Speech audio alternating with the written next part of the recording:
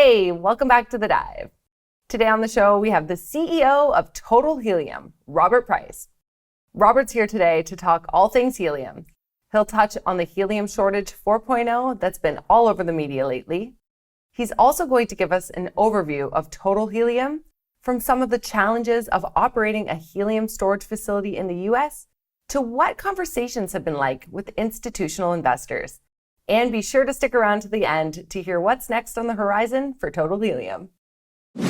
Hey, Robert, welcome to The Dive. Thank you so much for joining us today.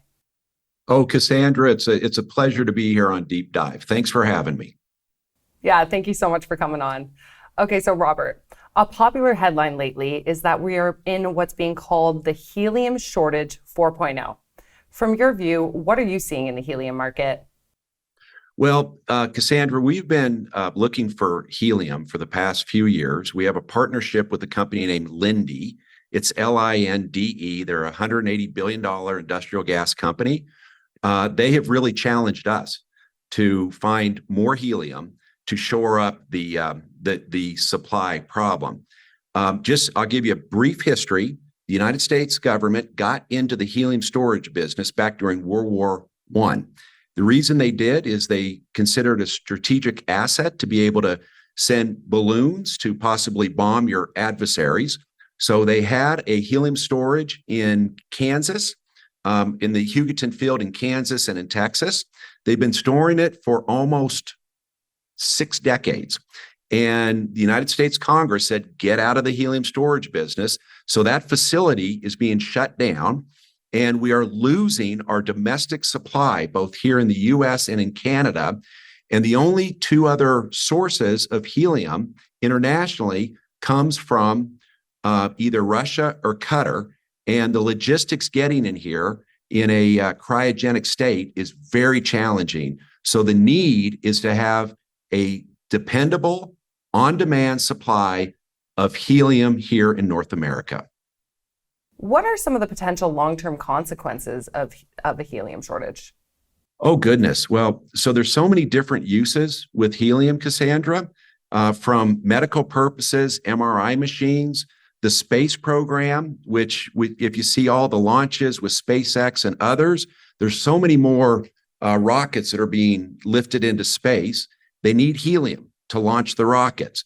And probably one of the emerging helium demands is semiconductor manufacturing. With the United States Congress passing the CHIPS Act, putting over $50 billion in chips plants, semiconductor plants here in the United States, so the United States, Canada can be more independent from foreign supplies of chips. They need helium. So just imagine for a second, you're a Intel, other chip manufacturers that are building these multi-billion-dollar plants here in the US, and your supplier, you say, I need the helium, I need it on demand, and they say, well, we're going to drill for it, we're going to find it, just trust us, or we're going to get it from Russia and Qatar. They say, no, stop. We need that helium. We need a long-term commitment for that helium. We need to have storage. We need to have exploration. And that's why we have partnered with Linde and other people to be one of the few publicly traded companies that is now producing helium. Are there any substitutes for helium or? No, there's not. It's such a, there's, if you look at the periodic table, there's hydrogen number 1, helium number 2, it's inert. So if you look at hydrogen, it's explosive. Helium is inert, so it doesn't blow up. And let me tell you, it's such a sneaky molecule. Boy, it wants to get out of the atmosphere as fast as it can. Okay, so let's move on and talk about Total Helium. For our audience new to your story, what can you tell us about the company? Well, so I founded Total Helium little under 2 years ago. I was acquiring leases and drilling wells myself. I owned 100% of the company, and some of my colleagues from Canada said, let's do a public company. And so I did the public company, and I said, if we do a public company, it needs to be extraordinary. First of all, we put together an incredible board led by our chairman, which is Ian Talford. Ian was a former CEO and chairman of Gold Corp. Gord Keep, who was one of the founders and Lionsgate movie production company. And we just put together an extraordinary board. And then we partnered with Linde. Again, I mentioned Linde. They have put in millions into our exploration efforts.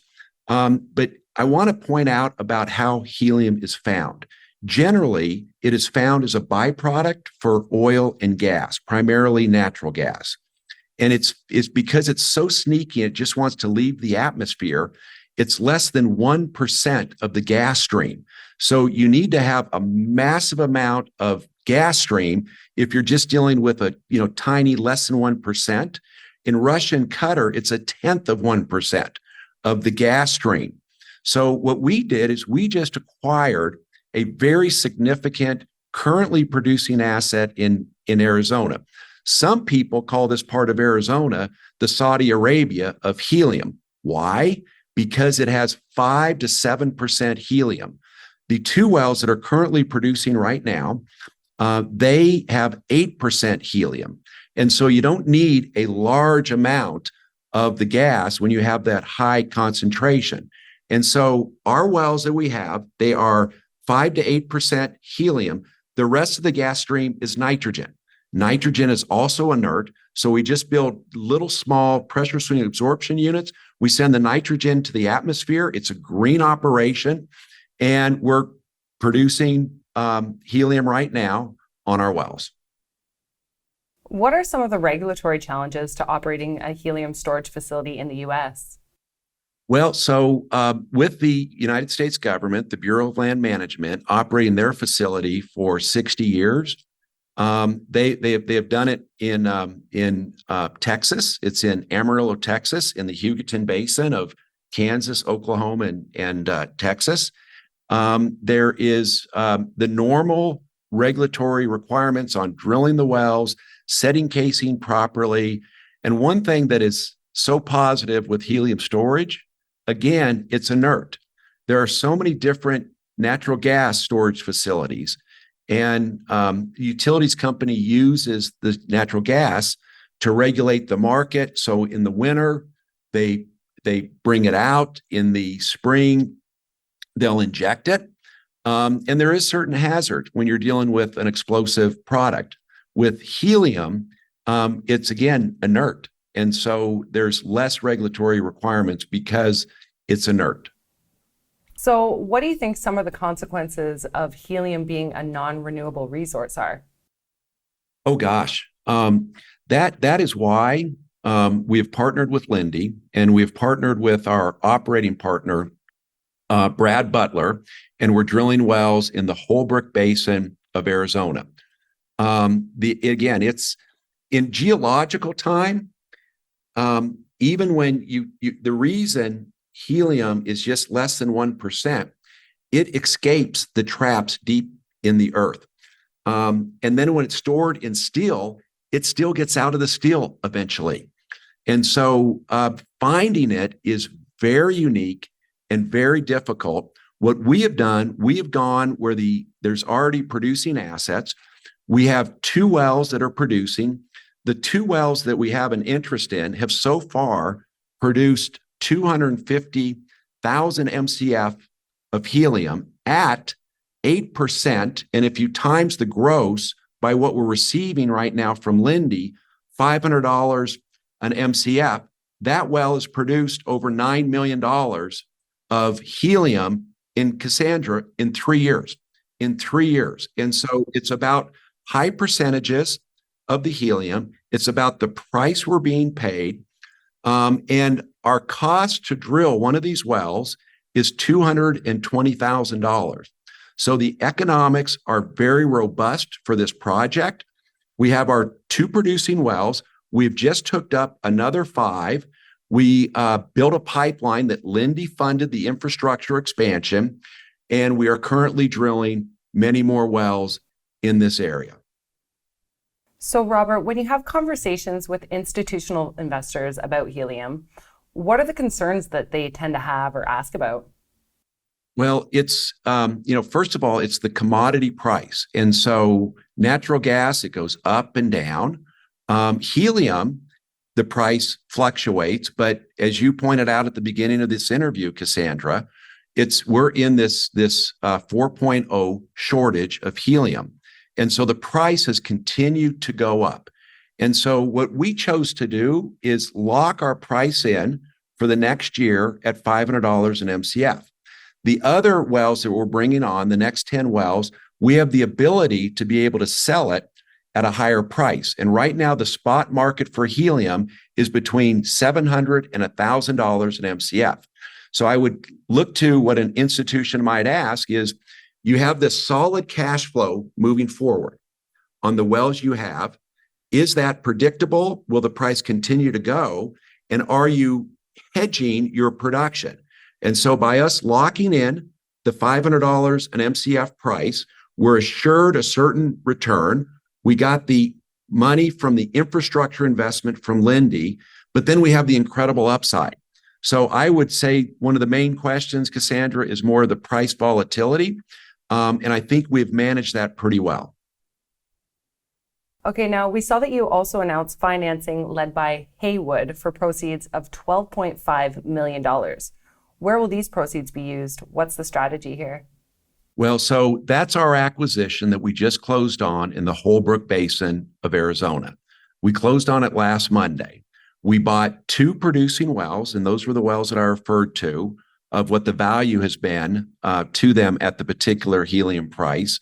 We have another 5 wells that we're hooking up. We have 27,000 acres that we can drill over 150 wells. Now, I'm just going to talk geology just a little bit. This is a blanket sand. So these wells are very low risk, and all our economics are done on the low risk drilling of these wells. But what we're doing is we're high grading it to be in the channel wells too. And so we will be bringing on, by the end of the year, up to 20 plus wells, and we'll continue to be drilling it and managing our cash flow. Okay, so last question here for you, Robert. For investors watching, what should they look out for with Total Helium over the near term? Well, we spend on the out of channel wells, we spend $220,000 to drill and complete a well and to hook it into the pipeline. That pays out in 3 months. And it is truly extraordinary. We get the return on our investment in 3 months. If we're in channel, it literally pays out in a matter of weeks. And so we will be, the numbers add up. I would encourage some of your viewers to go to our website where we have our corporate presentation, where we discuss what our cash flows are moving forward. And so it really comes down to, do you want to invest in a company that may drill a well and may find helium, or do you want to invest in a company that has already found helium, is producing helium, has low-risk assets to build the cash flow of the company, and that is partnered with the largest industrial gas company? So that's Total Helium, and that's what we're doing. Okay, it sounds great. Well, that's all we have for you today, Robert. Thank you so much for coming on and sharing your story with us. Cassandra, it was a pleasure to be here, and I really appreciate you having me on. To our audience at home, thank you so much for tuning in. We will be back, so be sure to hit that notification bell and hit that subscribe button below me there if you'd like to follow our channel. Bye.